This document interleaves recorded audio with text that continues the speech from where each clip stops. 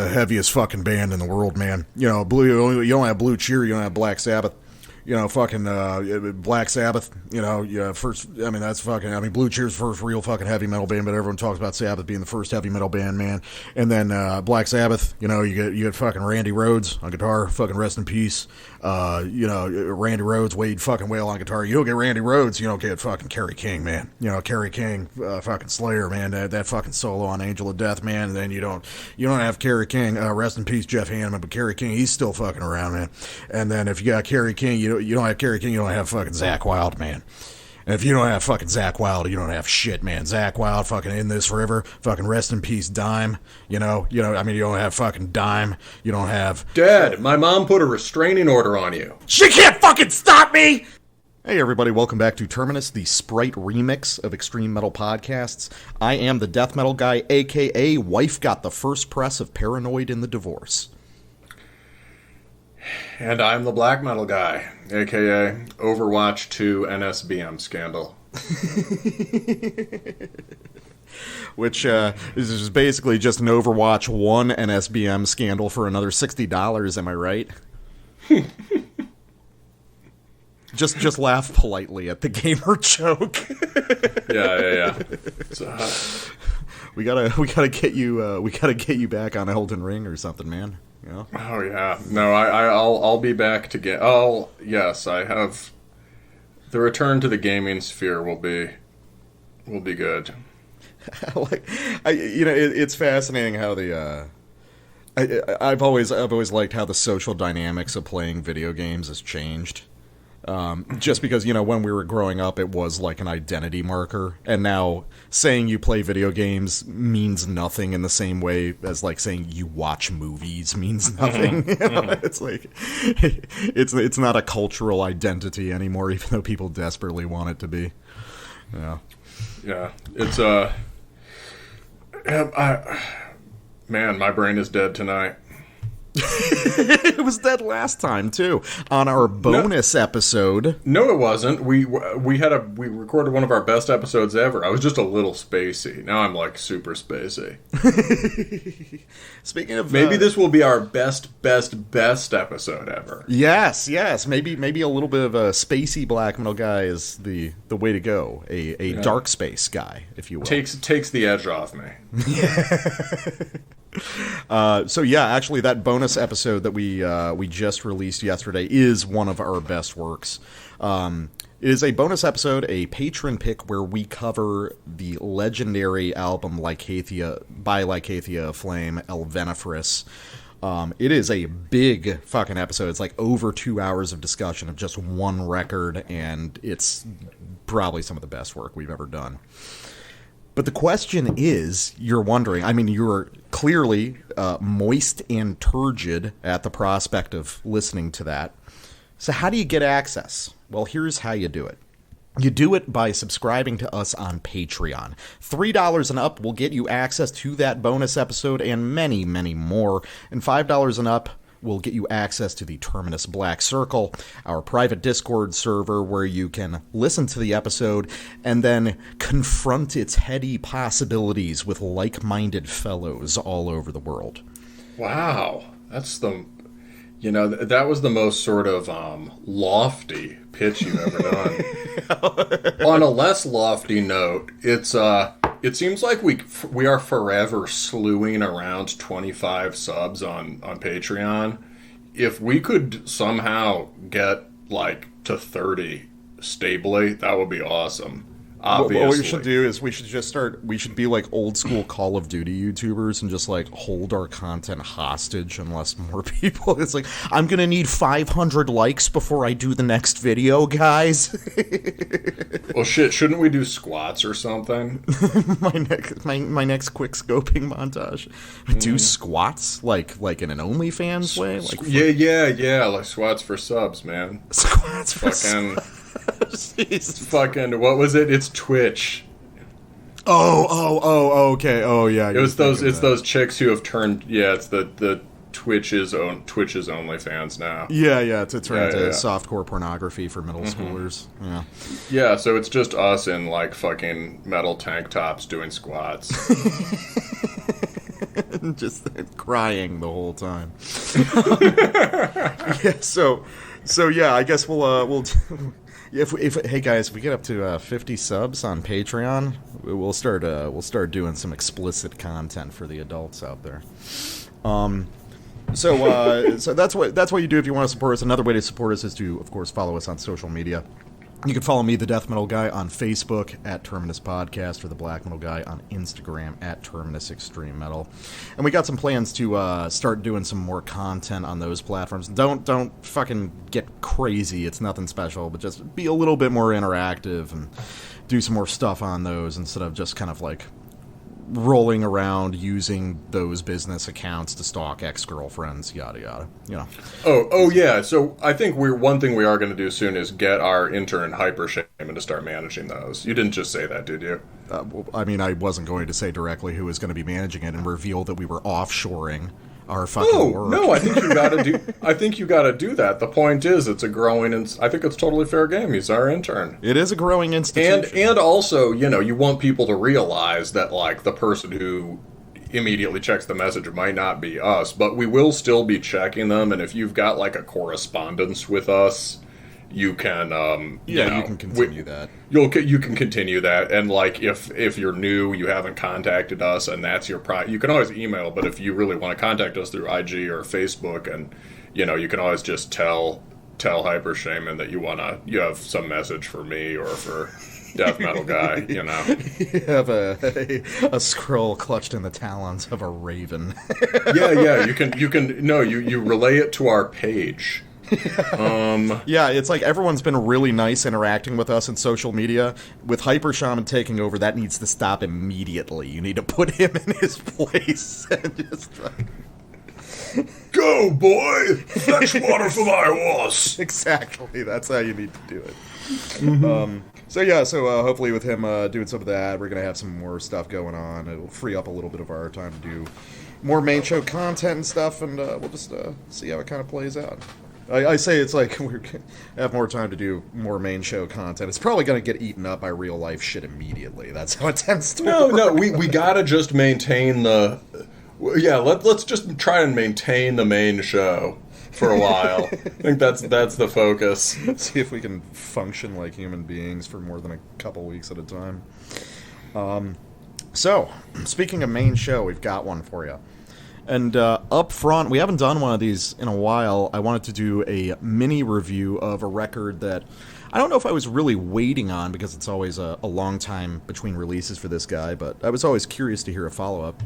We're just going to do a short little look at the new release by ColdWorld, which is Isolation, his third full-length record released on Eisenwald. For those of you who aren't familiar, I bet most people are probably familiar with ColdWorld, but just in case you're not, ColdWorld is a DSBM project. Don't let anyone confuse you. They're going to say complicated things like atmospheric post-black metal. It's a fucking DSBM project that's been around since about 2005, and always kind of had a little bit outsized status for the genre. ColdWorld tended to be like one of the DSBM artists that non-DSBM people would listen to.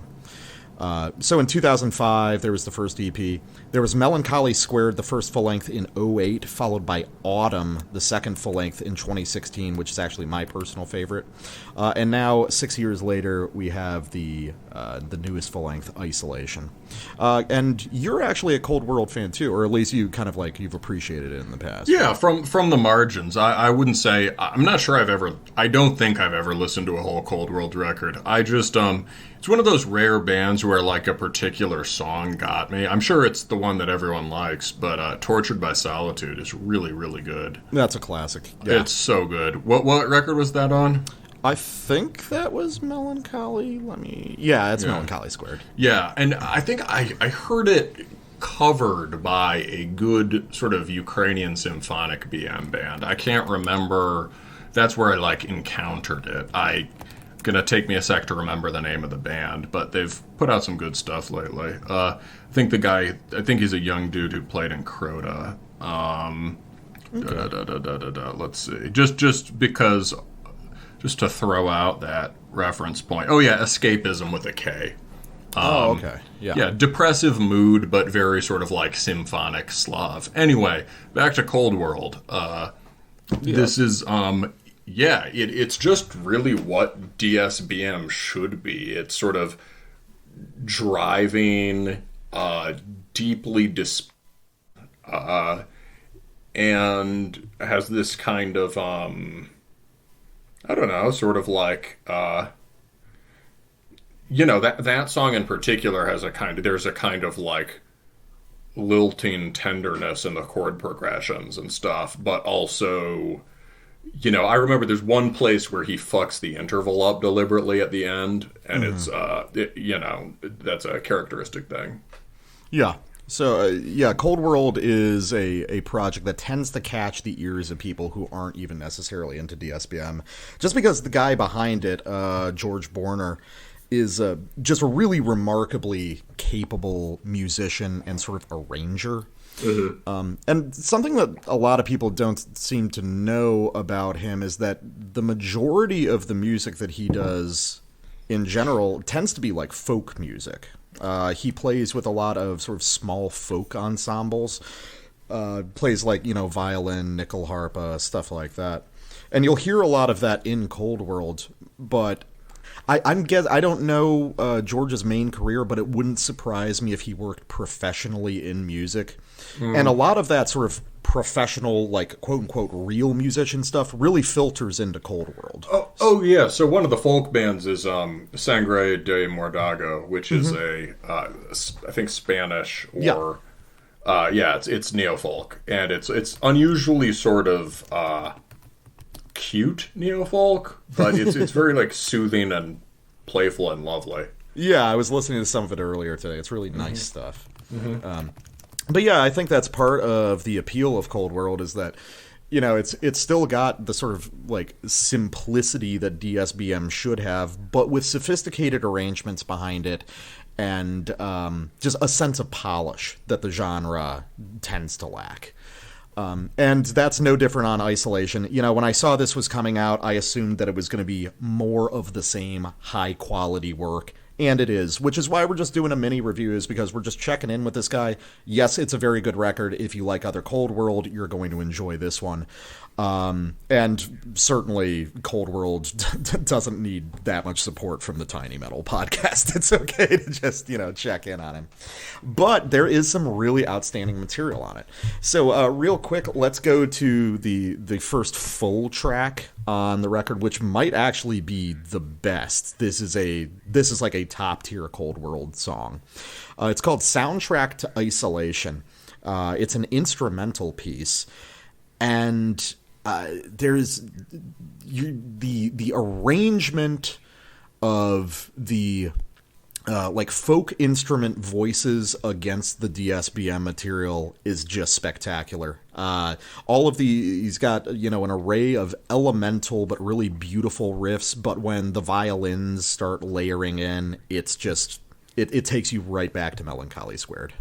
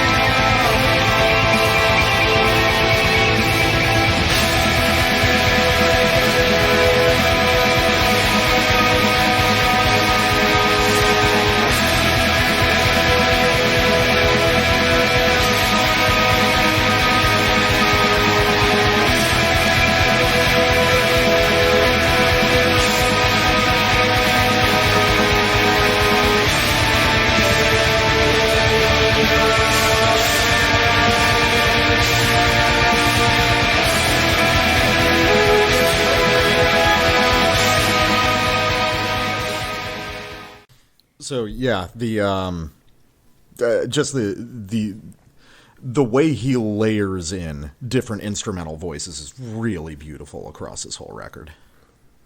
Oh, yeah. I mean, just those... you cut the sample at a great time because you could just hear that much denser string orchestration. Yeah, I was like... I thought about including it. It's like, no, listen to the whole song together, and yeah, it's like, that'll be a little sneak peek for the guys, because then it just really takes off there. Well, it's... Even the passage before that is cool, when there's that sort of shift to a more... a sort of bleak major chord thing. Mm-hmm. That's like, I can hear what you mean about his composition being really influenced by like arrangement and soundtrack, because that part that's like a Lord of the Rings song, a Lord of the Rings theme kind of change. Yeah, it's that kind of. I'm not sure what the technical word for it would be, but it lifts into this major key thing. Yeah, I could definitely, like I said, I wasn't able to find any information about what kind of George's day job is, but it would not shock me if he worked on soundtracks for movies or video games or something like that. Something about this whole record seems really informed by sort of soundtrack music in general, folk arrangement, just sort of like ideas of sonic arrangement that aren't coming necessarily from within heavy metal, but fit in very well. For his compositional style. And, of course, it's melodically just lovely stuff. Well, that's part of the thing, right? It's that one reason a lot of metal that aspires to a certain kind of, whether it's just a certain kind of metal that strives for a certain kind of, whether like melodic hookiness or a certain kind of, sort of emotional profundity that's outside the usual orbit of metal emotions, right? Mm-hmm. When bands do that, they're often reaching for this richer sense of melody and harmony that, like, they simply don't have the capacity to execute, right? Mm-hmm. So, like, you get stuff that's accidentally pop music and accidentally reflects the greatest cliches of pop music. Mm-hmm. And the irony is that if someone is used to composing in a style that is closer to normal ideas of melody and song and immediate emotional impact, right? Then, like, if someone could write a pop song, if he wanted to, then he can write much more effective stuff that is seriously metal while accessing these kinds of big cinematic emotions. Yeah, I think that's important to recognize, is that in the process of going for call it more cinematic style music within metal, it is a completely different array of techniques with its own rules. And it seems a little bit easier in a lot of senses to go from the more conventional style into the metal style than vice versa. Yeah, exactly. It's like what I said about, like, how, there are a bunch of, like, post-2000s and current, punk scene bands knocking off goth rock, and none of them get it, because it's like the whole point was that Robert Smith and, like, Carl McCoy could, like, fucking write a hook. Or, like, write a melody. And that was part of the musical depth there. But yeah, I love how, this is just... It also, it has that... I mean, this is obviously much more intensely sad than the Asgra we reviewed last week, but it's similarly a kind of just like, I don't know, very, very black metal way of being sad. It's not on the bad spectrum of... On a place in DSBM that we can both agree kind of sucks, right? There's that sort of, like, there's stuff that can just be sort of, like, self-indulgent and listless and mopey, right? And on the other side of it, there's stuff that I respect from a distance and that you really like, that achieves this profundity by pushing it to, like, emotional breakdown territory. Yeah, right? Yeah. That's just totally cracked and demented. Mm-hmm. And I can respect that. But this band is just like somebody who is keeping it together and is just really, really, really fucking sad. Yeah, it is. It is. I guess this is a case where we'd say this is like almost mannered, but in a good way. How do you mean? In the sense that it's like this is very like consciously composed music for a particular emotional effect, but it doesn't lose any of its immediate charge in that knowledge. Yeah, I see what you mean. That it's not the kind of immediacy of like, with like I'm in a coffin or something where it's like they literally just plug in and play the saddest riff they can think of, and that's the song. Yeah. This is very organized and very principled, but it's still, that doesn't make it inauthentic. Yeah, well, it's not, so maybe relative to DSBM it would be kind of mannered. I guess I think it's just closer to black metal ideas of composition as not expressive. Yeah. DSBM is very expressive in ways that I either don't like or are not my thing. Mm-hmm. And this is a more maybe a more impersonal take on those emotions. Yeah, I can definitely see that. Although it also does have that deeply personal aspect to it. There is an undertone of desperation in this stuff, especially like in a lot of his music. That's very powerful. Yeah. It's it is supposed to be. I mean, it really is the most kind of professional, elegant take on some of these ideas that's out there. Mm-hmm. And with that, talking about black metal specifically, I want to go to the final track on this record, Hymnus. So something that's always been cool about ColdWorld is that, yeah, he definitely dwells in much more conventionally melodic, sort of pop and soundtrack-oriented composition. But there really is a core of ColdWorld that is a fucking black metal band. Between Autumn and this record, he did a lot of just like little EP releases, with one of those being called Nostalgia back in 2018, which is much more akin to like 90s black metal. Like he's got a pentagram in his logo for that one. So he very much recognizes that this is at its core, even though DSBM has in some ways sort of jettisoned off into its own field. ColdWorld is still a black metal band in his vision. So Hymnus is a really cool song because you'll hear immediately that this has got like a crushing, gnarly black metal riff at its core.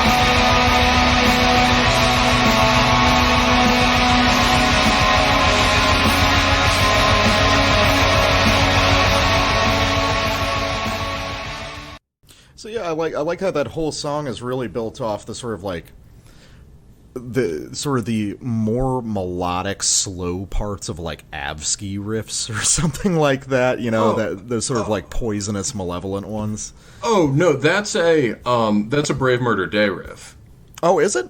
Yeah. If you're talking about the first big heavy one that kind of sets the pace for the song, yeah. I mean, not like exactly. I can hear it's definitely like on BMD. There are definitely riffs like that are closer to more kind of have somewhat sweeter harmonies or a bit closer to like goth stuff. Mm-hmm. But like it's some of them are much more dissonant than like.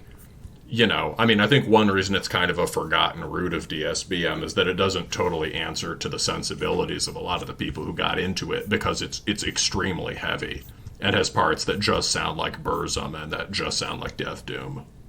Yeah. Well, what's really cool about this record, I didn't sample it, but there is a song called We Are Doomed on it, which is sort of the lead single of the record, which is basically a straight Catatonia song. It is a straight Peaceville Doom Death song. And ColdWorld in general is like definitely at the forefront of the whole kind of Catatonia wing of DSBM.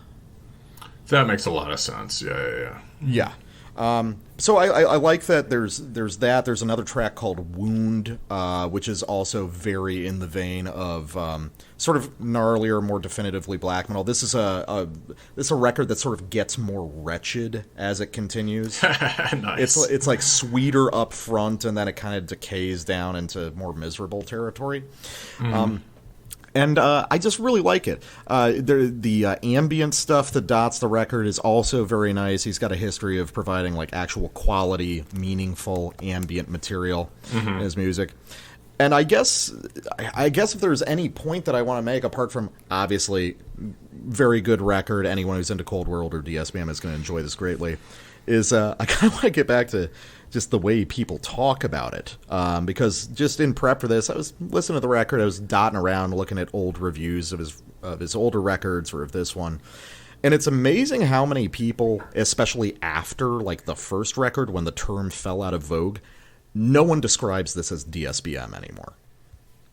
Which which I find really weird. It's as though DSBM is only a pejorative term. It's not like a genre descriptor anymore. Well, the band, to his credit, YouTube still says ambient/depressive, which, I mean, you don't need ambient on the front of it, but like it does make sense as a label. Mm-hmm. So at least it's not being marketed as post-black, but a lot of people, they call it like post-black. Yeah, they're calling it like post-black or atmo-black or something, and I guess the funny thing to me is, just in a historical context, because we've sort of unraveled a lot of what DSBM is about. Mm-hmm. And I think that it's nobody's fault, I'm not being conspiratorial, but well, maybe a little conspiratorial, there is almost this weird historical revisionism that's gone on that the guys who do post-black, or the originating forces in post-black, are the people who brought things like shoegaze and post-punk. Oh, total lie. Total, absolute fucking lie. Yeah, they pulled up the ladder behind them. Yeah, That's what they did. Exactly. You just knock off a bunch of DSBM bands and hide the evidence. You hide the evidence, and it blows my mind because and it especially does a disservice in terms of black metal, because the real story is, who were the first guys to get really into incorporating those elements and taking the best parts of them and bringing them into black metal for the rest of us to use? It was fucking DSBM guys. You know, it's like you wouldn't have, Jesus Christ, you wouldn't have bands like Total Self-Hatred. You wouldn't have bands like Life Lover. I mean, frankly, you wouldn't even have, stuff like Gris or probably even Nyctalgia without some sort of understanding of things like shoegaze and Life Lover. It was obvious. That's one of the things I immediately liked about Life Lover, was that it was like influenced by some of both the punkier and more lush goth stuff. Yeah, long before, and then you get a band like, I mean, God, one of the first people to milk it for novelty was Emissors. And it was so clumsy.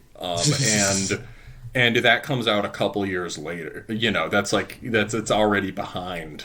And then we start getting into the post-Black stuff, and just that whole idea of how you write songs is like a horrible race to the bottom game of telephone from DSBM. Yeah, so it's like, so everybody listens to DSBM, everybody takes all this like crucial technology that those guys were instrumental in bringing in, and now we're all gonna fucking pretend that it was a bunch of goddamn Brooklyn art students that did it? Give me a fucking break, kid.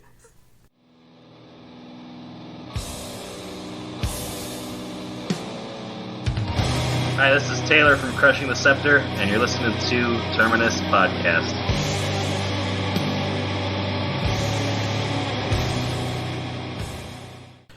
Ladies and gentlemen, I want to paint a picture for you real quick before we start this review.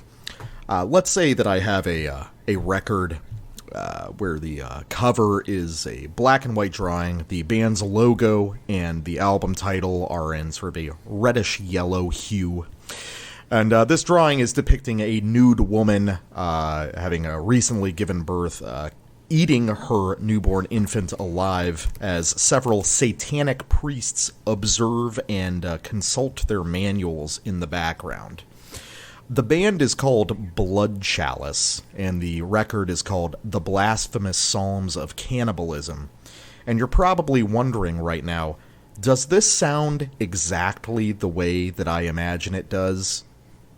And the answer is yes. So what is our next record of the night?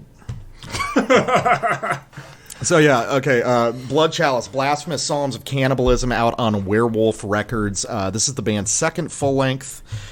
First one was in 2017 called Sepulchral Chants of Self-Destruction. And big shock, these guys are from Finland. And yeah, this is exactly what you would expect it to be. Putrid, really aggressive Finnish black death in the vein of Archgoat, Beherit, anal blasphemy if they could play their instruments, and the list goes on. This is exactly what you expect, and it is a phenomenal execution of the style. Yeah, that's the thing. I mean, often it's just like, well, there's another one of those goat records. But this is something that, on a surface level, is completely down the line of what is expected, and yet is just one of the best executions of it we've heard in, I don't know, since we started doing the show? Yeah, probably. This is we liked that Upon the Altar record from last year, but it didn't quite stick around for either of us. Yeah. The Upon the Altar was really and good. It was also not quite as by the book as this. That was a little bit more experimental, and that was moving a little bit toward like the Profanautica style too. Mm-hmm, this is very within its own realm. At this point, it's like people think of Finnish black metal based on the Sargeist Hornemold and Satanic Warmaster, Goatmoon, all that stuff. But this whole other world of just like really disgusting, very, very death metal. I think that's something to emphasize. This is probably more of a death metal than a black metal record. Yeah, I'd agree. Yeah, but this is a whole niche that's been going on for a lot of years. Like maybe if you think back 10 years, people probably remember the band Baptism that was in this vein, that was very popular for a while. But it's something that's always been special to me, and we both really, really like Archgoat. So as soon as I saw the album cover here, and I realized these were the same guys who did an interview with Rauta on YouTube a few years ago, where the band members would take turns answering questions while they power lifted. Oh, was that was the band? That's Blood Chalice, dude. Yeah. Oh yeah. Hell yeah. Powerlifting war metal werewolf commandos, you know? Yes. Yeah, no, I remember this interview. These guys are legends. It's fucking great, man. I thought maybe it was them, but then I didn't have time to look into it. Thank you for confirming that. Yes, this is those fucking maniacs. All right. Well, so like I guess we better start explaining what sets this apart? I mean, do we just dive into? It's probably best done in the concrete, right? Yeah, let's the samples. Yeah, let's jump right into the samples. So I'm gonna play. We're gonna play most of these just in full because these are pretty compact songs. And I'm gonna do the big obvious thing is I'm gonna play the kind of hit single off of this record, which is called Anti-Christian War Declaration, because fucking of course it's called that. We've been declaring it since the early 90s, but it's, sometimes you gotta remind them. It's like renewing your vows in a marriage. Yes.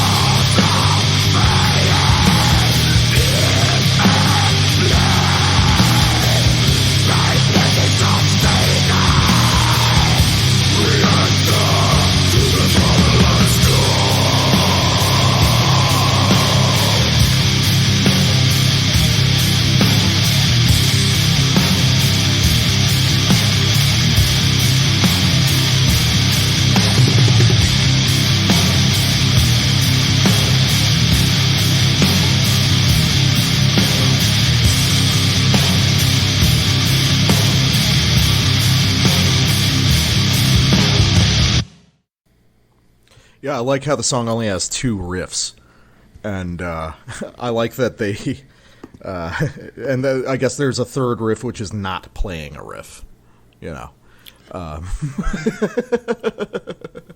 mean the one that comes in towards the end? No, that's just the original riff. I'm just talking about when the guitar drops out and they do the bass and drum stuff. So, one thing that's prominent for this band is this band's a little bit on the brain because I just saw them live for the first time in a long time last week, but there seems to be like a prominent Nunslaughter influence for these guys. Now, obviously, a lot of this is just cut directly from the same Finnish scene they came up in, but basically, this is a song that does the Raid the Convent thing with the cool, like, vocal-driven guitar drop-out passage for an entire verse before they just crank back into that main riff again. Most of the material on this record is just obviously just incredibly simple and incredibly elemental. It's not really riff-based music, but they love peeling off just these like blood-curdling Celtic Frost-style riffs, and it keeps your attention, even despite being incredibly simple most of the time. Yeah, that's a wait, is that Nunslaughter song sort of mid-tempo like this? Or? Oh no, that's a faster one, but it's got the same conceit. That's sort of like a proto-punk death metal stomper thing. And then these guys just do kind of a Ride for Revenge take on the same idea. Yeah, certainly some Ride for Revenge in that bass break. And just the general, the fact that they do these extreme slowdowns on the slow parts, but still maintain this physicality. Oh, yeah. The slowdowns aren't really doomy. The momentum is unbelievable. This feels like a very heavy object that periodically moves very quickly. Yeah, so one thing we've talked about, speaking of that, the quickness, and one thing we've talked about with the with Ride for Revenge, right, is this kind of weird, or not weird, this kind of the forgotten hardcore influence, and just stenchcore or whatever, just heavy crust and punkish stuff influencing something like Ride for Revenge, or like for Ride for Revenge, noise rock also, right? Yeah. But for these guys too, you noted one thing that had me really interested was you noted in the schedule when you put this up that there was arrogant hardcore. Yeah. Right, sort of like basically like what if you did the whole sort of Ares Kingdom style thrash thing, but as hardcore, right? Sort of warrior, northern warrior hardcore, and you certainly hear that here. I was thinking of it more like a sneering, contemptuous way. Well, that's what that goes with it. I mean, yes, it's hardcore delivered. I guess what I meant is hardcore delivered with a very black metal mood. Yeah. That is exactly what's happening here. I mean, you can even hear it on the vocal delivery on that last track. But it's a little clearer in some of the fast parts, and here you'll hear not just immediate influence from from punk stuff, but also Finnish extreme metal that is very influenced by hardcore. So this is going to be Burned Faith.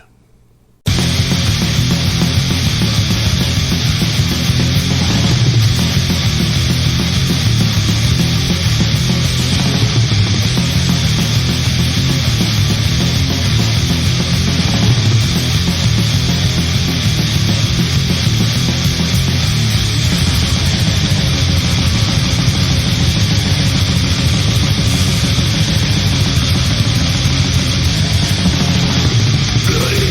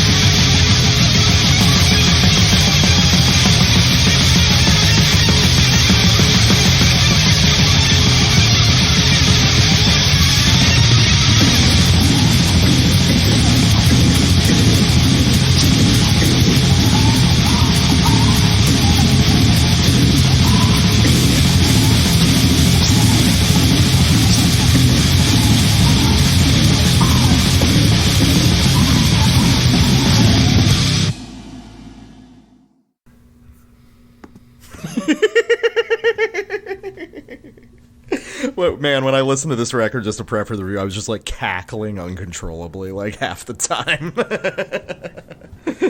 Yeah, no, this was definitely a headbang in the kitchen record. It's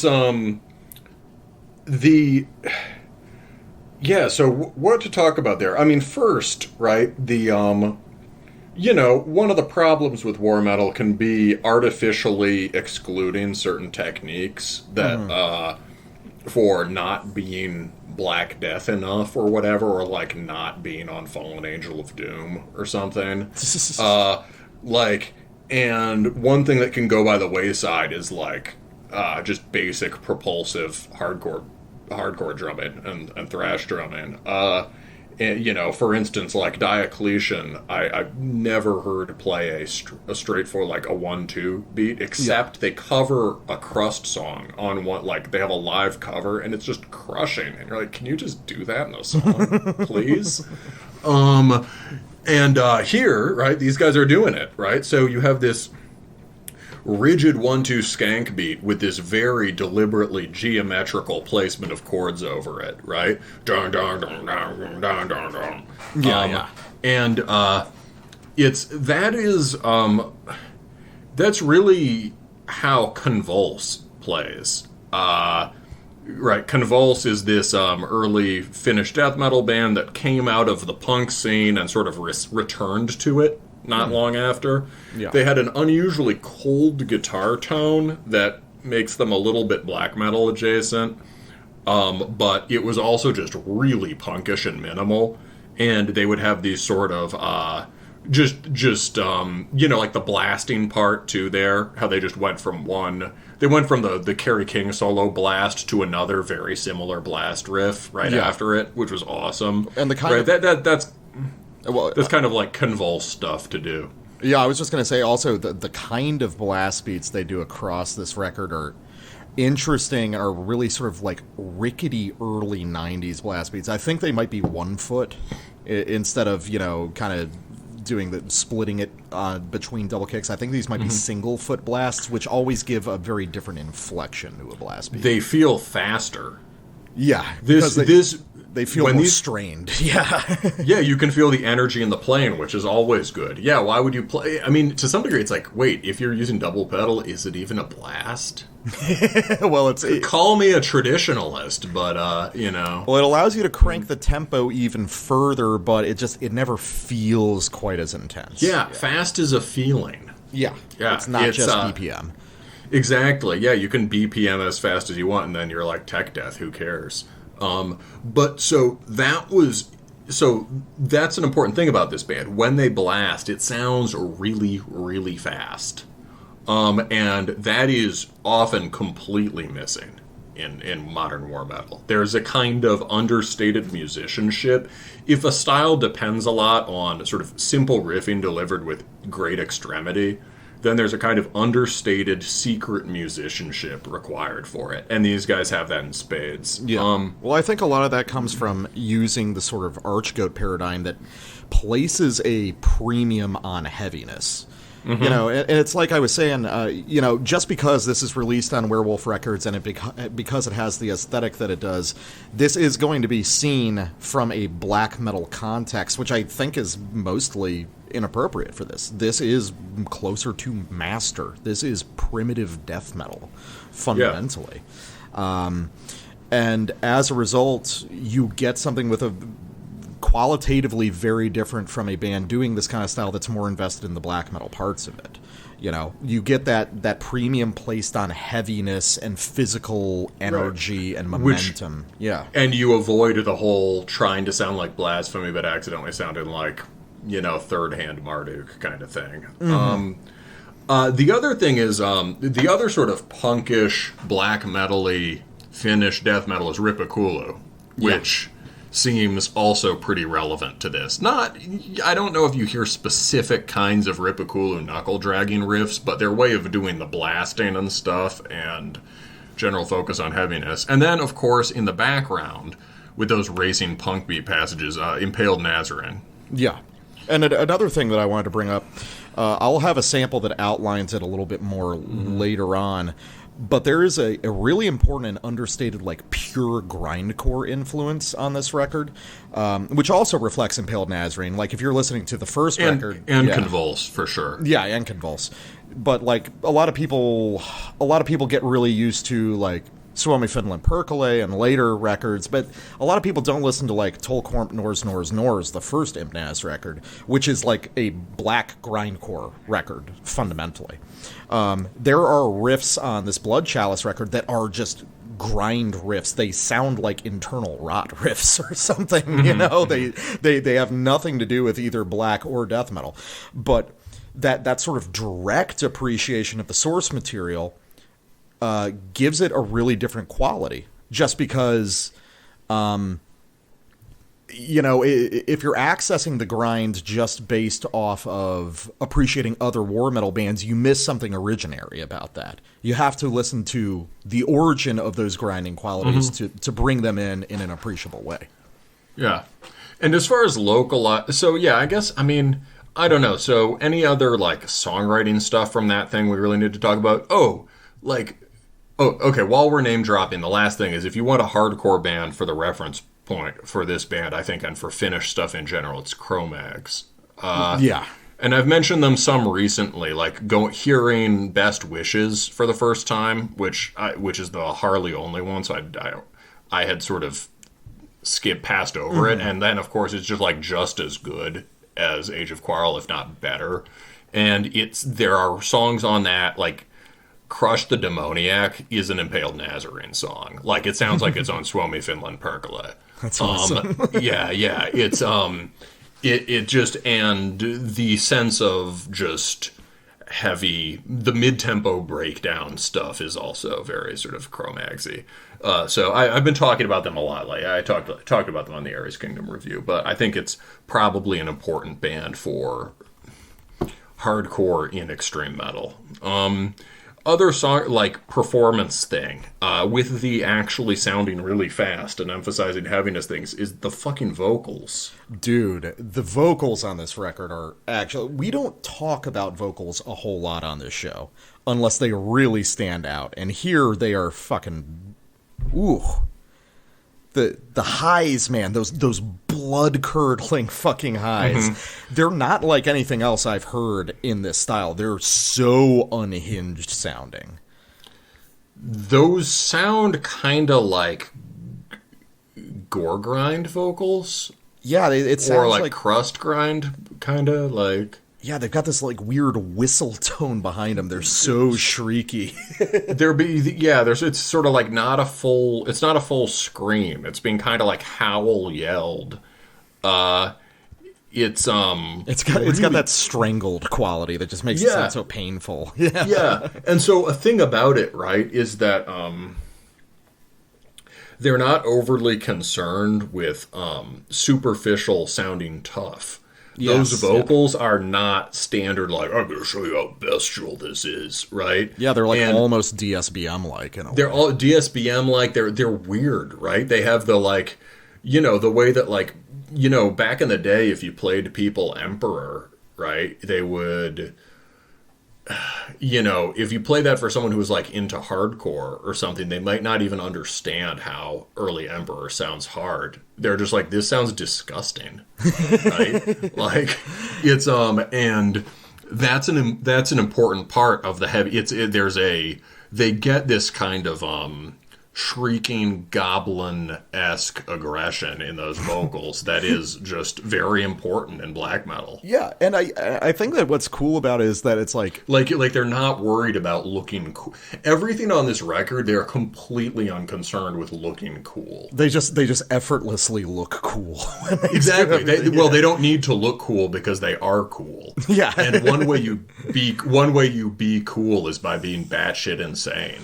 Right, yeah. And so there's way more aggression here. The lows are good too, and the lows provide the more sort of burly, tough guy attitude, and it's not buried in kind of it's not, I don't know, it's not buried in generic sort of war metal grunting. Yeah, so, well, the other thing that I really like about those highs, and about this record in general, is that I've talked about this a few times on the show, but it's like, at this point, when you listen to metal, and you listen to extreme metal for so long, you get so kind of inoculated to the aesthetic. You, like, forget that this shit is even supposed to be scary, you know? And it's like... And then it's like, you hear vocals like that, and it has like a legitimately kind of unsettling quality, and it kind of snaps everything into focus, and you're like, oh no, I actually am listening to an album with a woman eating her own newborn infant on the cover. This is actually making me feel the way it's supposed to. And then, last thing before we move on, I love that these guys maintain the pitch-shifted gurgle stuff. You know, the ultra guttural vocals. I believe if you're a war metal band and you skip that part, not cool. That is an essential part of this thing. If Goat Penis kept doing it, you have to keep doing it too. And that also goes for the steroids and the flamethrowers. Yes, exactly. I mean, flamethrower law might be a little different in Finland, but it's a big country. They can't get all of you. They invented the Molotov cocktail. I'm sure it's fine. That's true. It's yeah, so the yeah, you get they get a pass. So I mean, yeah, let's listen to the next track, Celestial Destroyer. Honestly, it almost feels like cheap to end Burned Faith at the end, because the beginning of Celestial Destroyer just has this blood-curdling shriek that's clearly sort of the end to the last track.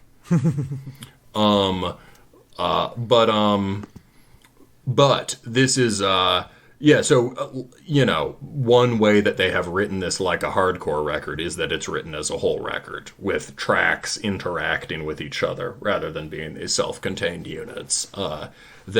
There's a meaningful way that one track will set you up for the next. But we're going to skip about 1:40 into Celestial Destroyer, and, I don't know, let's listen to it.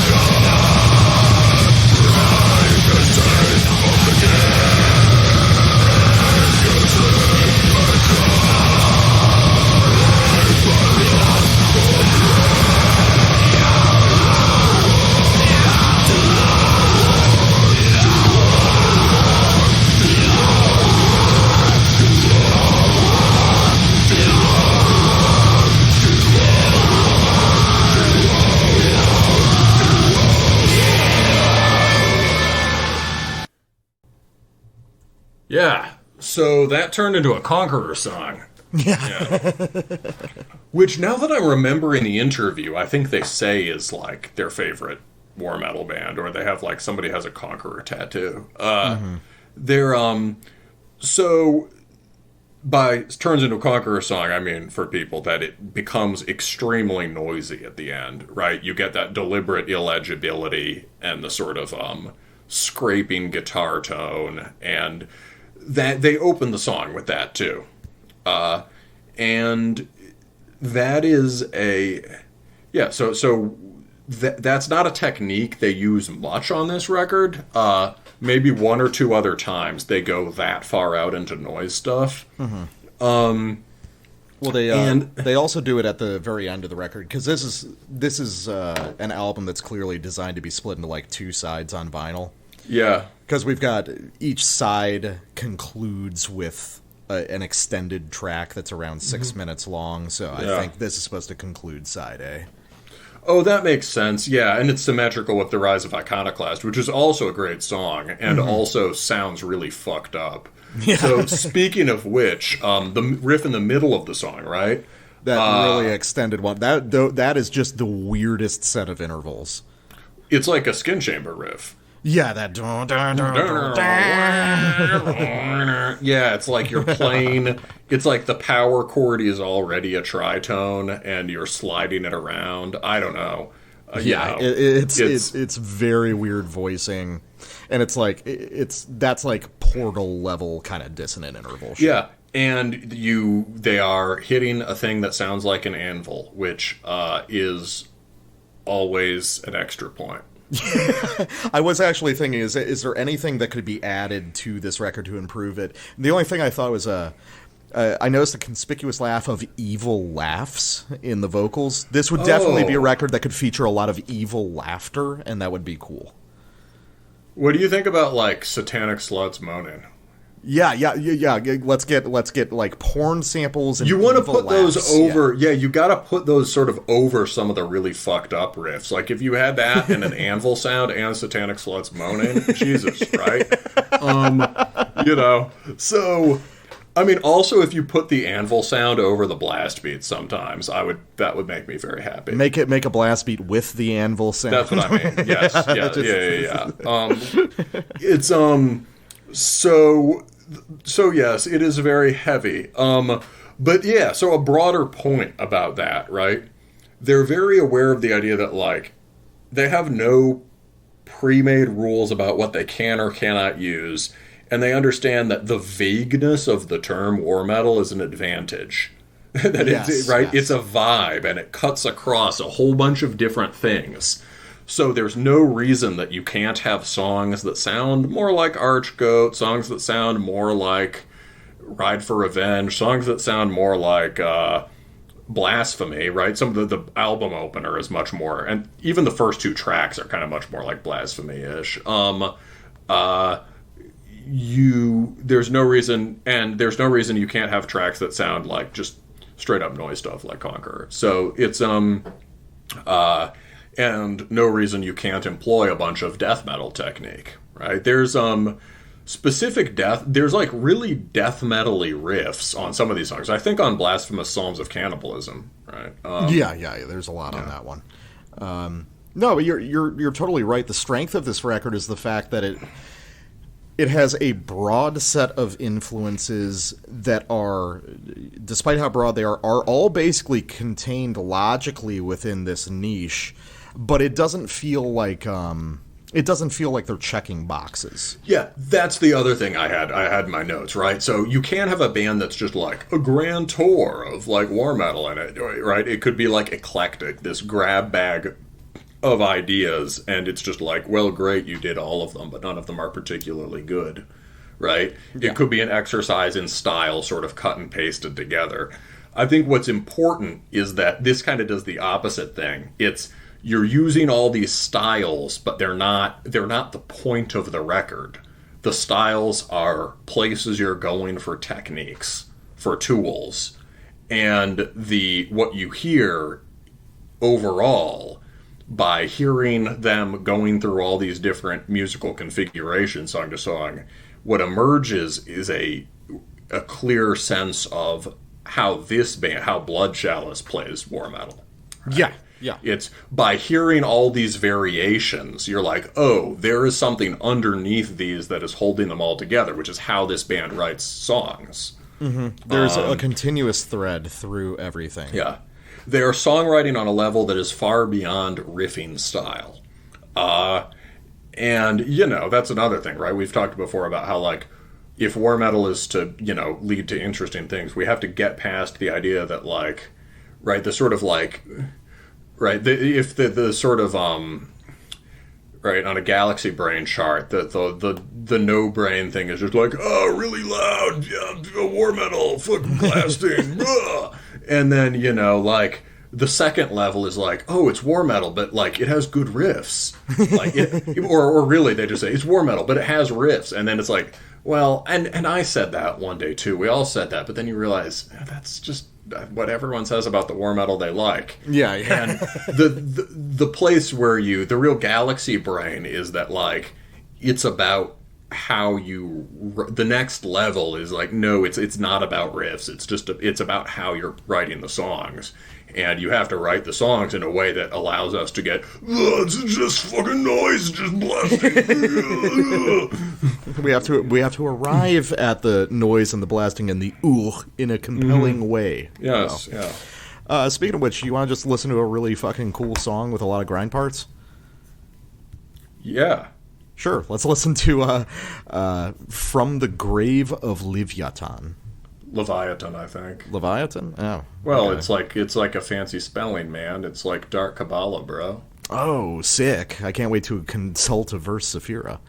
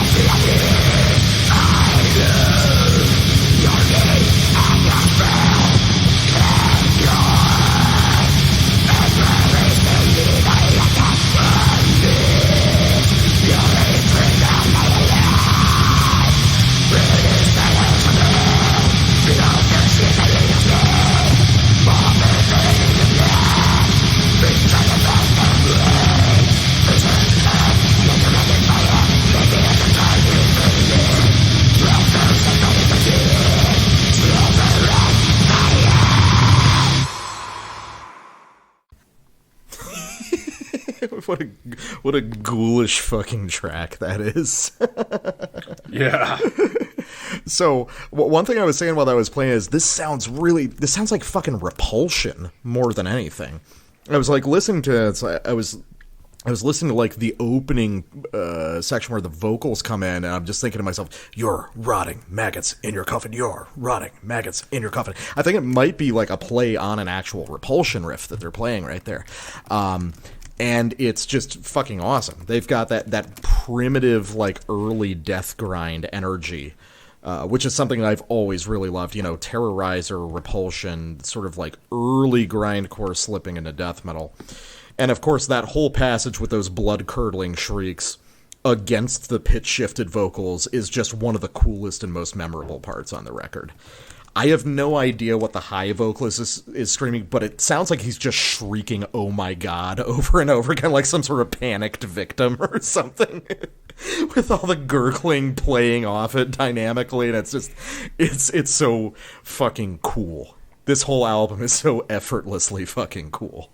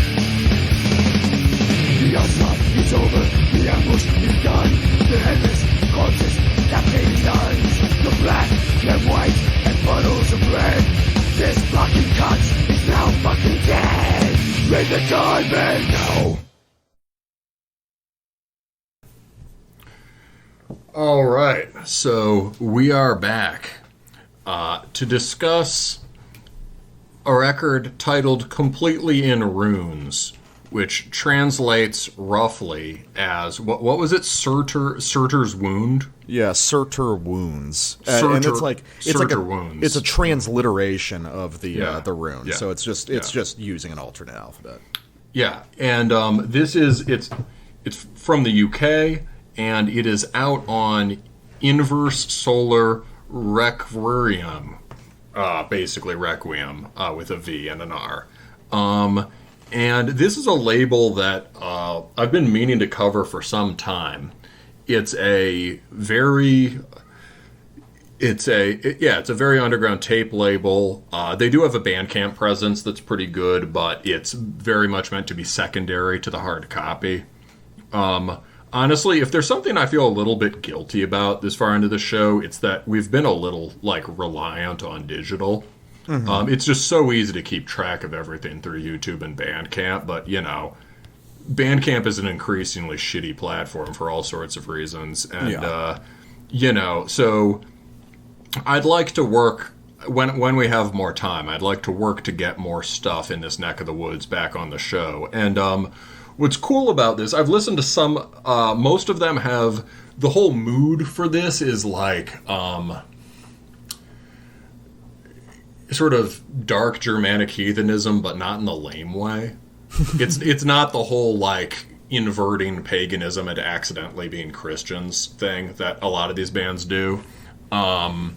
It seems very actually pagan, but sort of, yeah, so maybe a better phrase would be like Nightside Germanic paganism. Just like, really dark Odin and, Well, it's interesting because nocturnal witchcraft. It looks like in the description that they uploaded, it's supposed to be based off like sort of Neolithic Celt and Breton stuff. No, it said it was like his other project, which was about Neolithic Celt stuff. Oh, okay. Yeah. So this is like, so yes, he has another project, Voids of Nirvana, which is dedicated to that.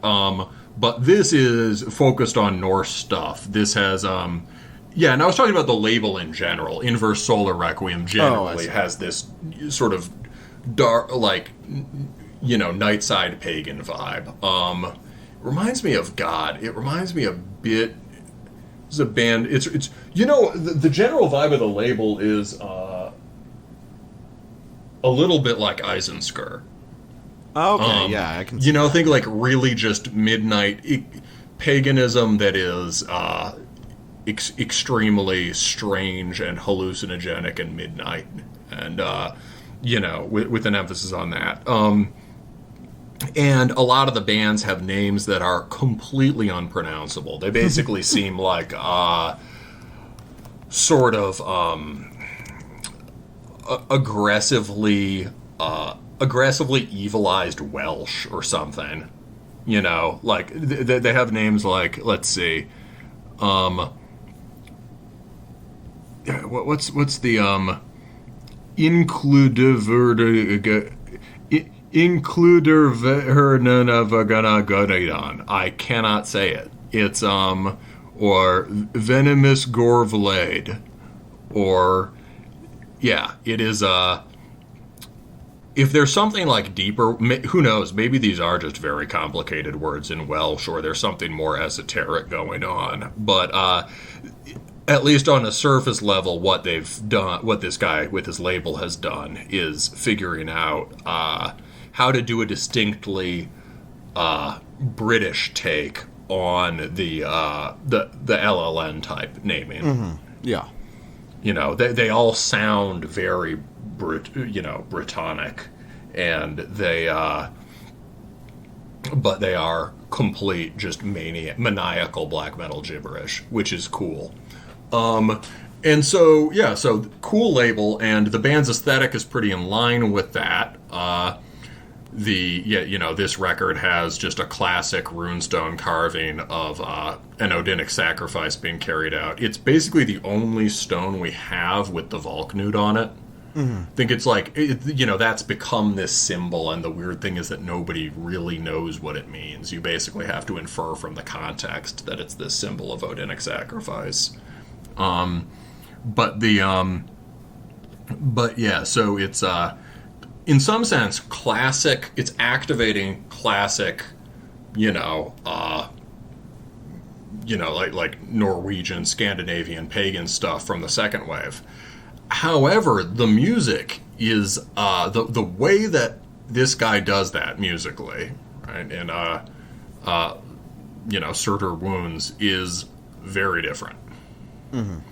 So we've talked a lot recently about the kind of, and I think we're going to talk more at the end of the year, on our year-end show, about the kind of exhaustion of not of the spirit of black metal, but of the outward form.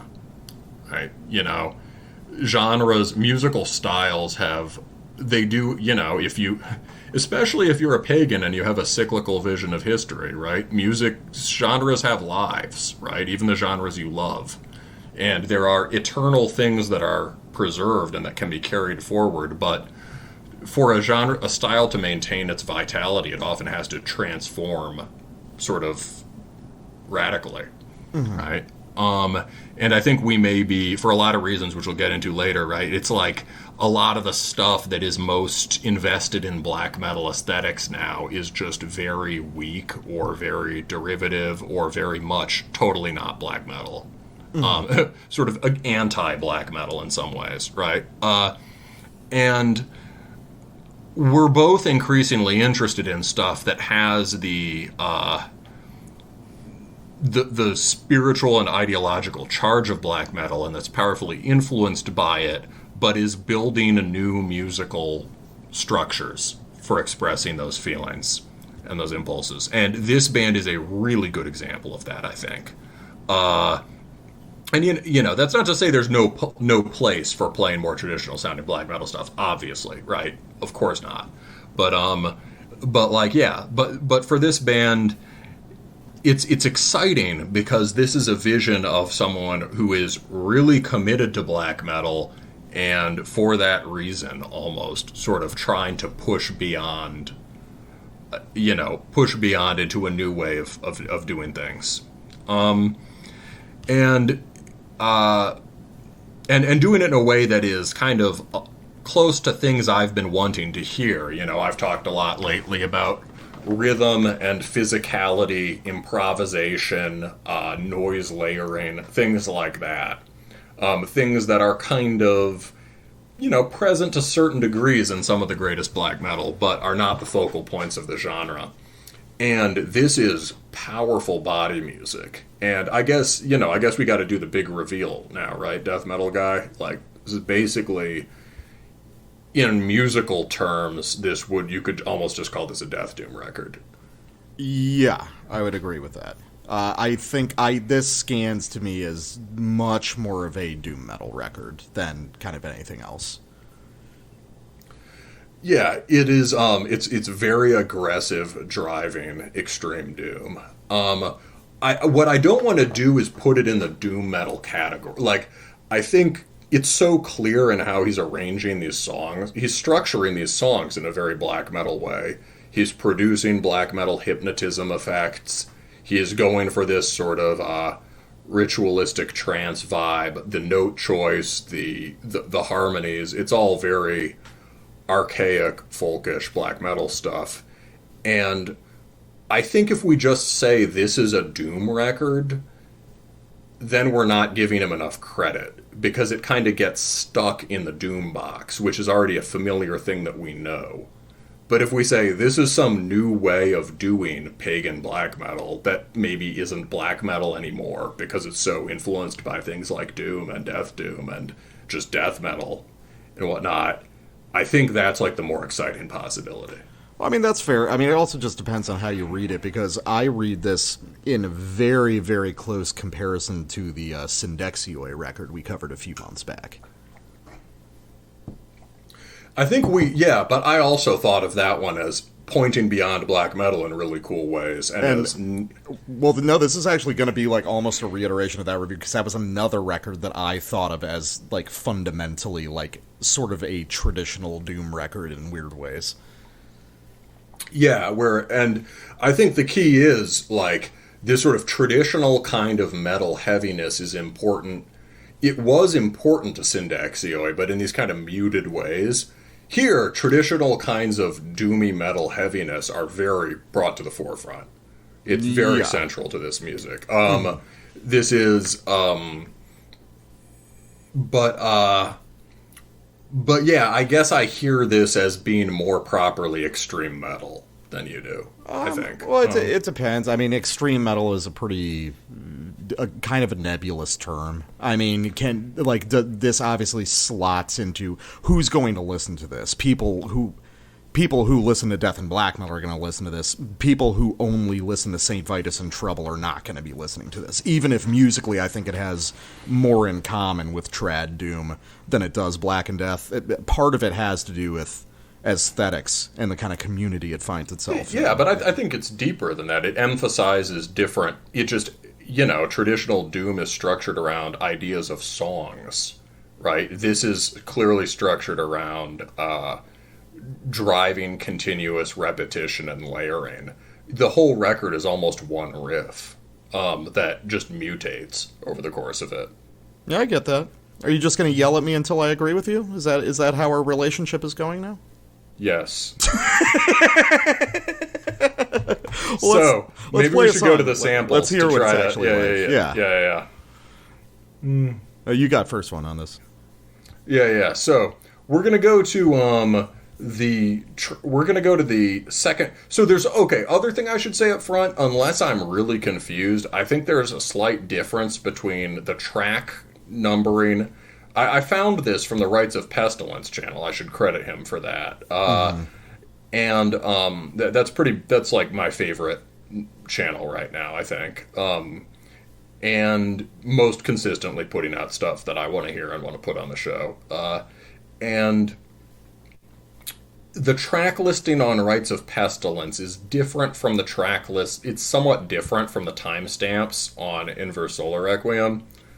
And I find that somewhat confusing, so I'm not sure. I think things even out over the course of the record, but our sense of which track is which part might not quite be right for the beginning of the record. These tracks aren't like super distinct, like individual entities anyway. They all kind of flow into each other, so it's not too big a deal. Yeah. No, it's So let's listen to the what is in some ways I think the sickest riff on the record and the riff on the record.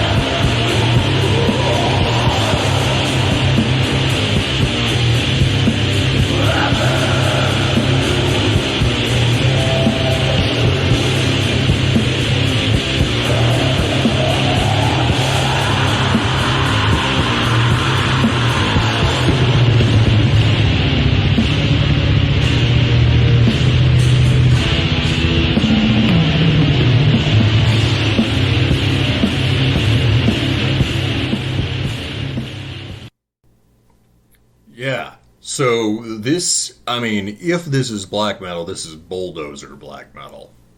It's very Ride for Revenge. Yeah, I hear that for sure. And with the driving 1-2 stomp, right? Now, stomp beats are very popular in black metal right now, but that kind of, but this kind of like emphasis on the downbeat stomp beat and this kind of rolling double bass groove, right? This is more like, that is much more like a Doom Death kind of thing. But it's also more like, whereas a lot of stompy BM today is going for a sort of oi effect, right, or a hardcore effect. This, if we can find anything within black metal proper as a central reference point for this, it's got to be Hades, which is basically after very similar things. It's just driving. It's got like, I mean, I guess what this is a lot like the Viking era Bathory Stomp. And the Hades takes that and turns it into a consistent motoric bulldozer and puts these sort of textured folk riffs over it and sometimes chugs. And this is like a more death metal-y version of that, basically. See, it's interesting because one of the primary things that I scan off this is really just sort of like primordial Celtic frost. Oh, I hear that too. Yeah, I definitely hear the Celtic frost. And winter. Yeah, Celtic Frost, Winter, even like more modern takes on that same idea, like coffins, stuff like this. All the stuff that is sort of like gesturing toward a certain idea of doom death, but then if you like really think about the interval choices, they're not really death metal riffs, or they aren't yet. You know, it's primordial extreme metal ooze stuff. I think the most interesting part of the execution of that conceit on this record is that sort of improvisational quality. Like, when we get into the second riff of that sample we just played, you can tell that there's little augmentations being thrown in on the fly. Like,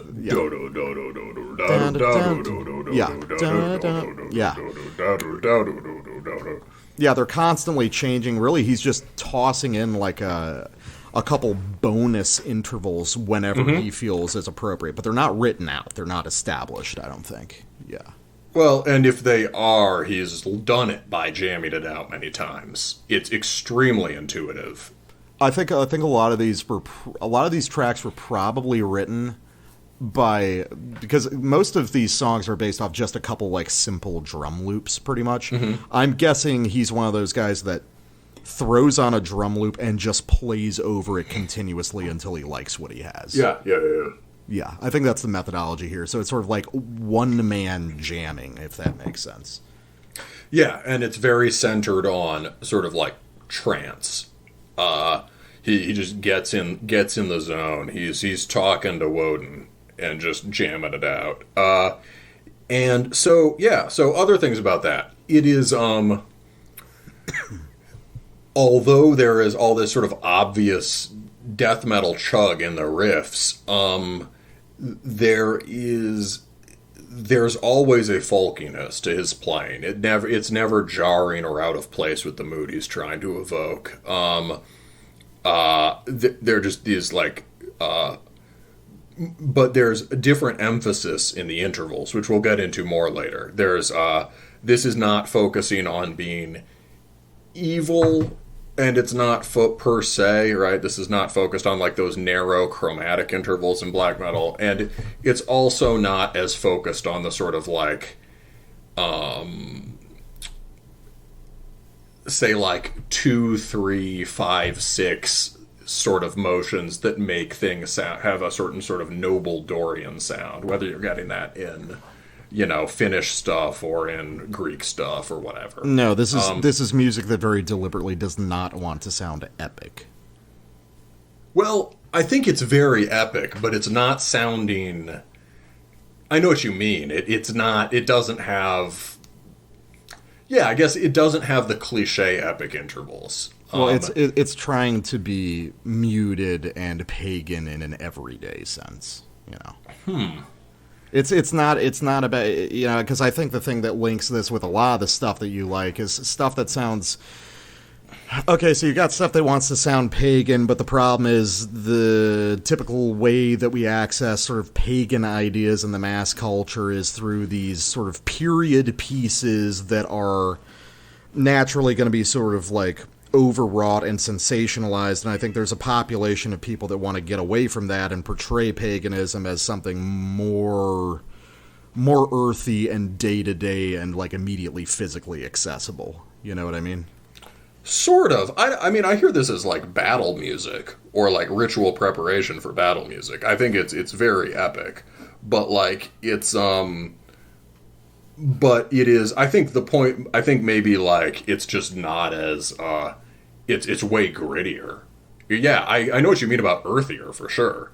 It is an earthier vision of paganism. It's also just more manly sounding, right? The intervals here are like really strong rooted earthy intervals that you get in like Doom and Death Doom, right? There's like 1 minor 3 4 5 minor 7 octave.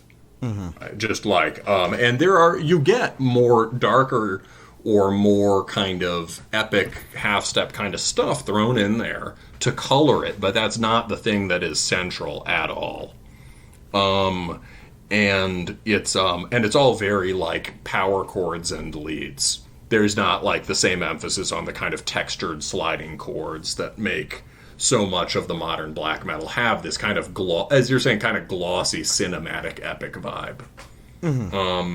Yeah, it's I guess it's not like I get what you mean in the sense that it's not like the big moments on. It's not like Vikings the show, right? Or like and it's not Iron Maiden melodies disguised as folk melodies or whatever, right? But yeah, so, and part of that, so there's this true sense of nocturnal weirdness to this, and part of that is the drone effect in this. So you can tell he really likes Slavic black metal, but there's no direct attempt to imitate it. There's a hate forest effect going on throughout this, and the emphasis on continuous root note, but it's being achieved mostly through chug. And there is a drone, though, and the drone seems to be maybe continuous guitar, but it sounds like a horn. It'll become clearer on your next sample, but it sounds like there's a baritone saxophone playing on this record, or a bass sax or something, or a patch that very closely evokes one, resembles one. And it's holding down the drone there, and then it starts doubling the riff as the riff starts to involute more and become more sort of elaborate and folky. And that emphasis on sort of like savage war horn black metal is also just part of the most bizarre, gorked pagan BM stuff. So I'm thinking like Vulcanaz, I think he probably likes. I think Vulcanaz might be a big reference point for this whole record label. Also maybe like the weirdest BBH stuff like Rundagore, where he makes the guitar sound like some sort of like gronkulated horn. But yeah, so those are the horns. What's your riff? So, I want to go to what we think is track 5, which has some really interesting kind of riff ideas. So the opening riff is like a weird big charge-up riff that sounds a lot like Skin Chamber, which we actually mentioned on the last review too. Because I think it's, again, a left field kind of comparison, but I think Godflesh is probably kind of central to this project. And I think Godflesh is central to a lot more stuff than most people realize, especially anything that's trying to go for, like, deliberately primitive and minimal, but, like, strikingly weird at the same time.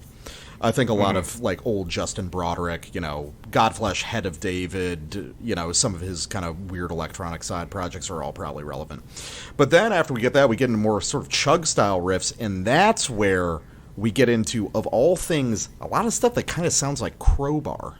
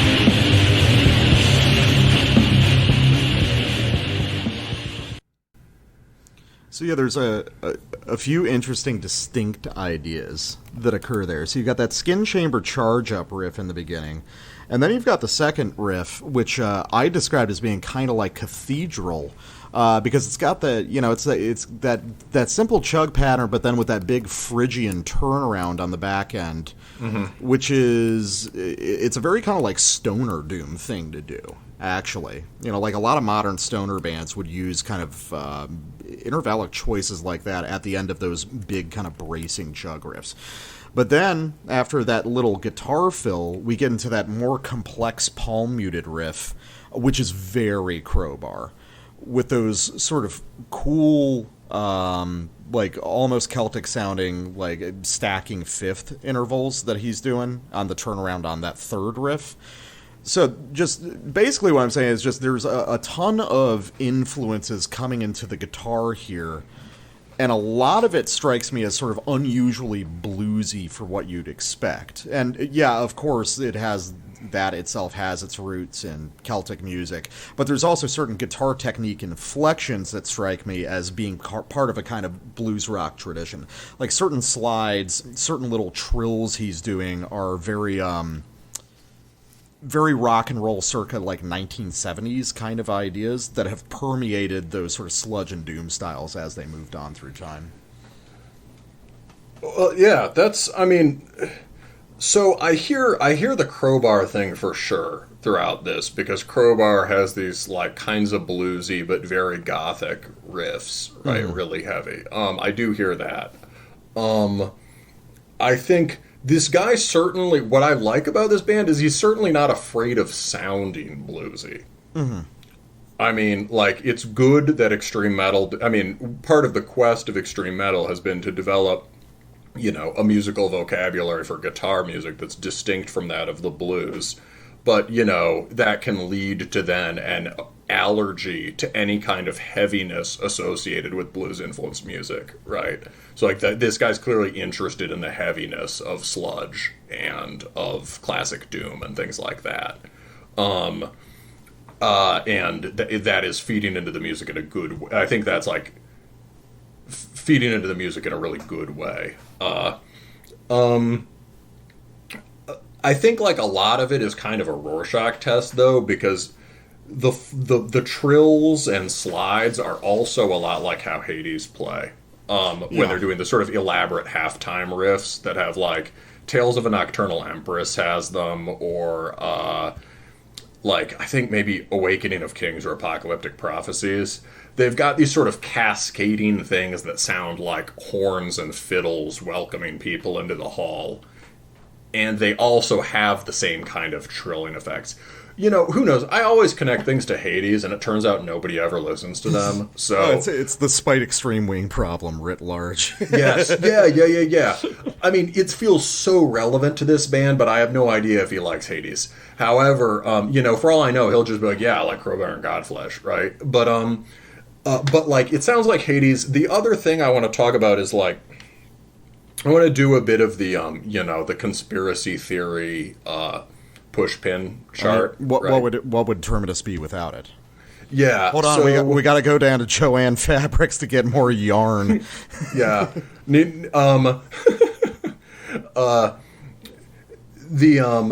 So I feel like all of these right? This band is cool because it basically activates this whole new nexus of reference points that are usually pushed way to the margins in black metal-y stuff and in pagan-y stuff, right? And all these bands we're mentioning actually connect to each other. And the thing that's, I feel like, there are a few ways of getting, like, warmer and warmer. So, the most, like, the most close to home kinds of doom or death doom I can think of for being relevant to black metal is peaceful funeral doom, or not peaceful gothic doom stuff, or death doom, really. And we've basically figured out over the course of the show that appears to be a secret influence on a lot of on a lot of the more epic or even folky riffing in mid-90s black metal. Maybe especially for the Swedish bands, but it's but I think like those ways of writing really heavy riffs could be really central here. I was listening to Shades of God today by Paradise Lost. That is kind of exactly what you're saying. It's very Sabbathy and therefore very bluesy, but they're death metal riffs, and they also have a bunch of sort of minor scale folk inflection, or just sort of like or gothic kind of neoclassical inflection to them. And they're just crushing. The record is very sort of driving and heaviness oriented. They're not yet getting into the more vintage doom thing. For Cathedral, I see your Cathedral and I raise you Solstice Lamentations. Yeah, you're more familiar with that one than I am.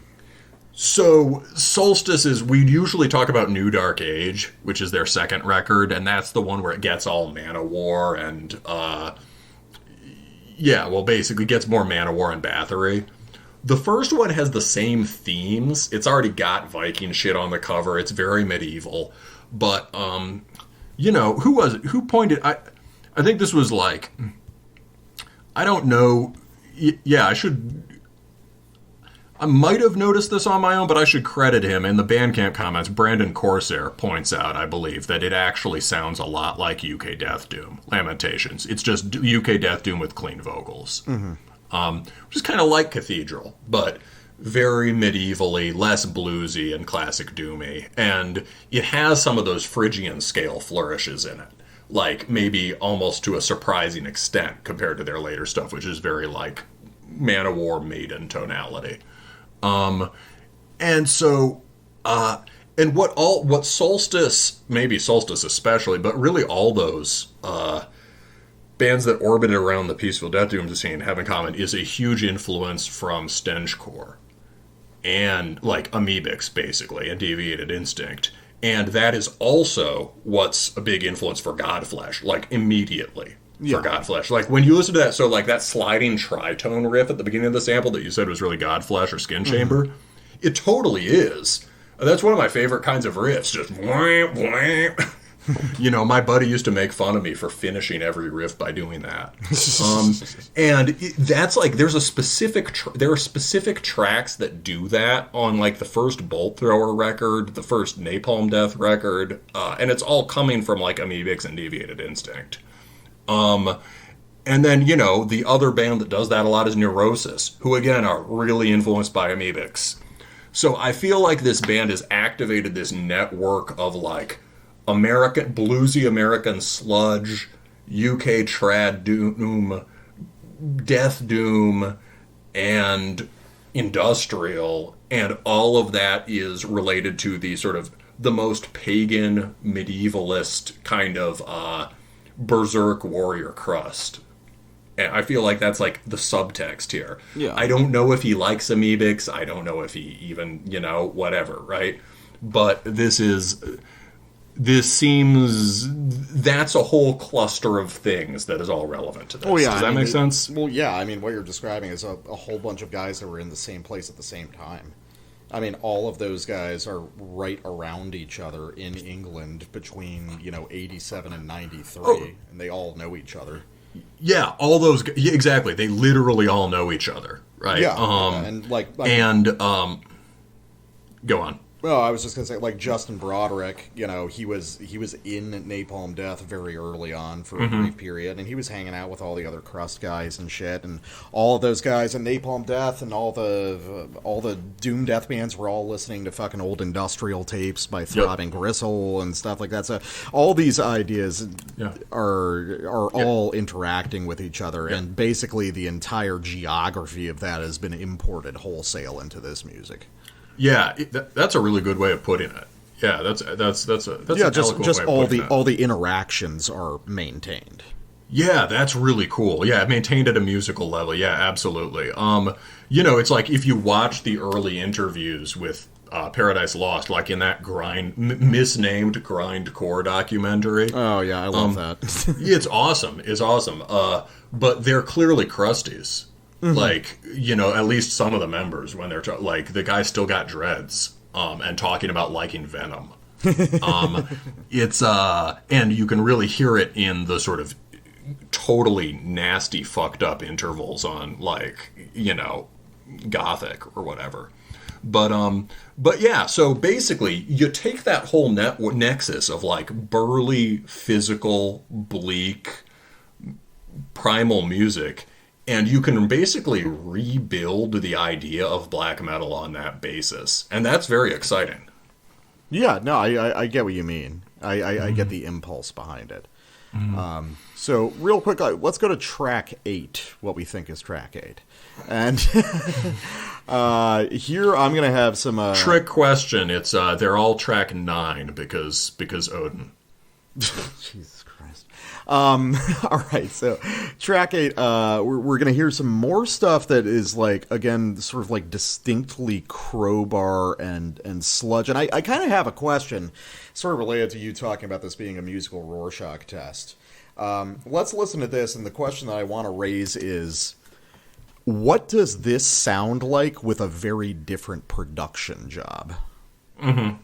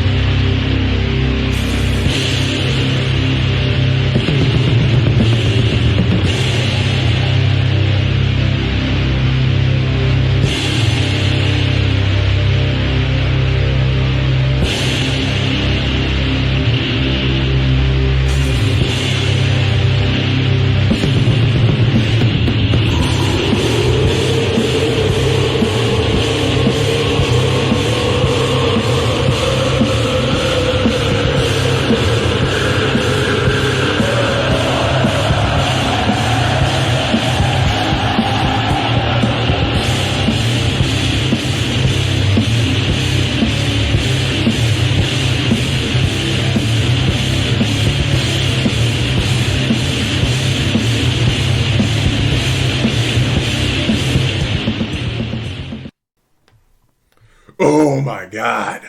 Yeah. So I think it's again, going back to that Rorschach test thing. It's interesting because I guess that, like, oh, you know what a bunch of us talking past each other has to be. It's that I grew up on just like so much Southern rock and shit. Like that was like central to me growing up, was like blues rock, Southern rock, stuff like that. So I just immediately associate all of these intervals with that stuff. I mean, you know, like, I get it. I mean, I also, you know, yeah, I guess it was definitely more central for you, but, you know, I like Led Zeppelin and shit, and plenty of bluesy stuff. And I listened to the the Stooges, right? It's Black metal guy. I saw Skinner live when I was like 10. No, you're on another level. So yeah. Also, you're from the South, but so I get why you associate it, and like I think you're right. Like there are like ways that doom bands bend these riffs that clearly do come from blues playing, and I think he's using them in a way that suggests primordial European folk playing. Does that make sense? No, I get that. I mean, well, we've talked plenty about the idea of the blues is ultimately descended from like Scotch Irish folk music melodically. So also Malian guitar music, right? Yeah, and like African rhythms and stuff. So I mean, there's a whole bunch of stuff going into it, but sort of like the primary musical. I mean, the whole conceit of the pentatonic scale is Celtic. Yes. Yeah. And we've talked about... No, it's also in Malian guitar music. Is it too? Yeah. But that's kind of what we talked about. It's like, there's... Chads of all cultures agree that, the pentatonic scale is cool. That those 5 notes are all you need to just be turgid. Right? And that's the point. It's like black metal... One of black metal's problems right now is that it is... it's far up its own ass in frilliness, which it confuses with being triumphant. And it is... black metal has lost a lot of its masculine vigor. And this is very masculine music. And it's accessing that via all these different traditions of just pentatonic brute music. And, we were talking about the musical Rorschach test for that riff, so... I gave my answer, right? That first riff when that had that sort of lurching bend and those kind of cascading dom dom chords descending. I was like, oh, Neurosis. Yeah, and I was like, oh, Crowbar. And these are, those are bands that have like toured with each other multiple times and like share a ton of DNA with each other musically. So it's both, really. And one thing I'll give you on that front is that Crowbar probably on average has better riffs. Well, yeah, but Neurosis isn't a riff band anyway, so... That's what I mean. I was going to say, Neurosis is not... It really is not riff-based music and hasn't... They can produce fantastic riffs when they want to, but the whole way they construct things is different. The part that struck me as really Neurosis-y there was those sort of like just big falling chords. It's those like double octave chords. Yeah. It's But yeah, so there is, I don't know, basically this record will put some hair on your chest. Well, here's the other question that I was asking before we listened to these samples. So another thing that kind of like leads me in that sludge doom direction is I can very clearly imagine this without the delay and like polished up a bit. And I feel like... on this production, this isn't necessarily a bad thing, but I would say on this record, the production's doing a lot of the heavy lifting for some of the weirdness of it. I think that if you maybe record and produce this in a more straightforward way, you have something that is a lot more straightforward. You know what I mean? I think it would be think about the end of that sequence, how it was just like boom, dum, dum, dum, dum, dum, dum, dum, just like stomping for infinity. Like, it's like a sludge riff, but that's not really what sludge fans come for, Like, I know what you mean. I feel like the music is so focused on brutality that it's really not what the stoner sludge doom crowd is looking for. I get what you mean that it would be more accessible, for sure. For sure it just would. You could give this a massive production... and more people would like it, and I mean, honestly, right? Like the kind of sludge guy who really likes the first High on Fire records, right? Yeah. Right. That guy might like this, right? But like, it's there's a certain kind of I don't know, primitivism and single-mindedness about it, and like the lack of those sort of it doesn't have those big swinging Sabbath parts. It's very like just like jong jong jong jong jong jong. Oh yeah, it's definitely deliberately stripped down. Yeah. Yeah, and so I hear what you mean though. Like it is fundamentally these riffs are very accessible. It's like, do you like big riff? Right? Yeah. Do you right? Do you like big riff? And the band that I was thinking about that like has done quite well commercially that this reminds me of is Cobalt. Yeah. Well, Cobalt is another weird thing where it's like a very weird kind of person listens to Cobalt. Like a kind of person you don't see around nearly as much these days. That's kind of what I'm saying. Like that, yeah, that shit has been forgotten. So I in this quest for, how do you save black metal from black metal, I have gone back to Cobalt. And the first record, War Metal, and Eater of Birds are just killer. Eater of Birds is so good. And it's very much in this thing of like, let's take black metal sensibilities, and instead of having black metal as providing instead of black metal being like the language, the grammar of the language, right? All it becomes is syntax. Black metal, like musically, black metal provides certain techniques in certain spots, but the organizing principle of the music becomes very different, and it becomes way more like the kinds of heaviness you get in Tool and American Sludge, and in crust stuff. And it's just, the spirit is extremely black metal. ᚋᚢᚱᚏᚱ makes it just like extraordinarily violent. And the riffing is crushing, but it's way more about these sort of brutal body music riffs that are not, you couldn't tell someone this is the big riff, right? Because they all just work together to be really heavy. And this, I feel like this guy, Surtr Wounds really gets that, I think.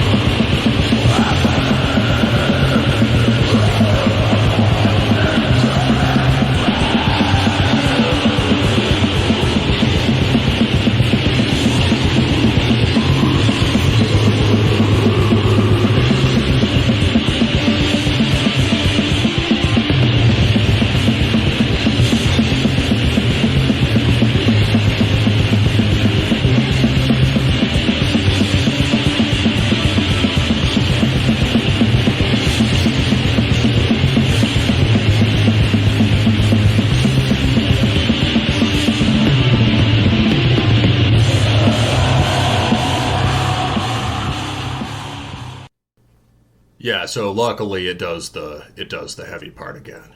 But so this is like this is the first place on the record where there are blast beats, right?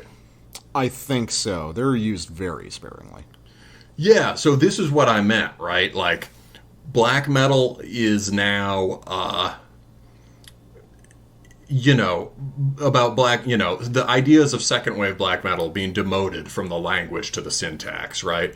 Instead of giving the style, the overarching style, instead of setting the rules for song structures, it's an arsenal that he can use when he wants to and how he wants to, whether it's to like shape the feeling of some of those big slow riffs, or here to just pull out a blast beat, right? And here it's not like he's just dropped a black metal part in. He starts layering on this kind of like, glimmering BM guitar over the stomp riff, and then when he blasts, he preserves the low-end heaviness, and he keeps the basic intervals of all those riffs in the blast riff, right? It just becomes suddenly this very epic blast riff. Suddenly we really have some of that more classic kind of Dorian scale ascending feel. Like, and then he just does, he cataclysmically fucks the riff up on purpose without diminishing the momentum. Did you catch that? The basic mode is like dum dum dum dum dum dum dum dum dum. Yeah, he does like a deliberate fumble there. And it's a 5-bar phrase. It's so he's doing some cool rhythmic stuff there, and it doesn't in any way break the feeling of that riff, and he gives you the hypnotic repetition over and over again, but he's not, there's a place where, I think on this track, I think you're right, that for a lot of the record, the weirdness is coming strictly from the production, and the kind of, like, ambient industrial intercept, like interludes and whatnot, but, like, here, I feel like that sort of weirdness that's always been around the edges around the edges in the atmosphere really gets, like, woven into the fabric of the riffs.